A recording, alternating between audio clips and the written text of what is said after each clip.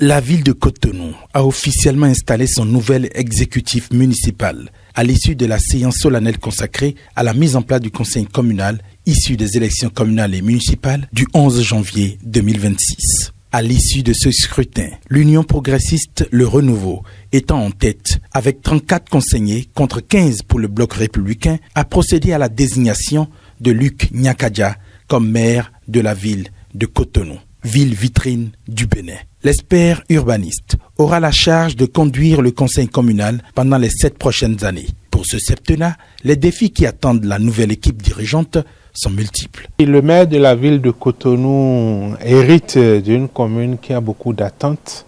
Il y a déjà ce qui a été fait par le maire sortant en termes d'infrastructures scolaires.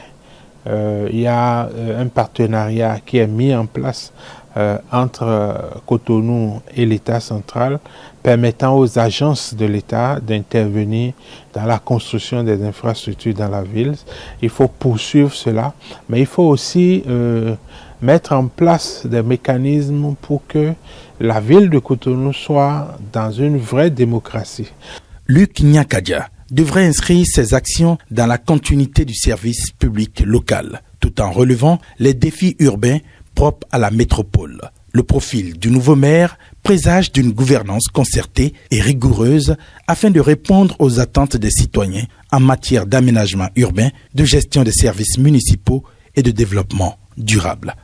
La personne de Luc Nyakadia nous renvoie à l'urbanisme, à l'environnement. Donc ça veut dire que les défis d'urbanisation de la ville de Cotonou, il y aura une touche particulière pour que Cotonou puisse être dans une urbanisation maîtrisée et avec des éléments, disons, écologiques, qu'on puisse promouvoir l'habitat écologique à Cotonou.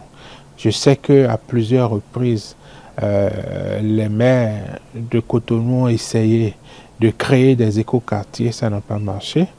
Il faut aussi qu'on puisse faire bénéficier Cotonou des fonds climat, des fonds verts, et je pense que Luc Nyakadia est bien prédisposé pour aider la ville dans ce sens. En outre, l'expert insiste sur ce qui serait l'une des clés de gouvernance du nouveau maire. Ce qui sera forcément la touche du nouveau maire, c'est la méthode en termes de gouvernance. Parce que c'est quelqu'un qui est très attaché à une bonne gouvernance. Et une bonne gouvernance passe par une méthode de travail qui est vraiment structurée. On peut parler de gestion axée sur les objectifs de développement.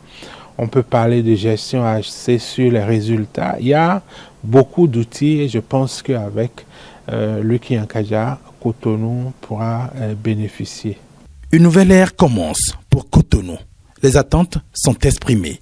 Le maire a déjà identifié plusieurs priorités, notamment l'amélioration du cadre de vie urbain, la gestion durable de l'espace public, la résilience face aux inondations et l'optimisation des services municipaux.